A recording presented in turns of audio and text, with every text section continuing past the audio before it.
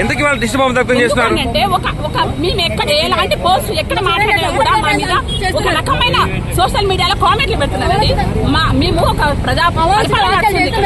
దొంగలు 10 సంవత్సరాలు సంపాదించుకొని బలపలకి దున్నపోతుల బిడ్డ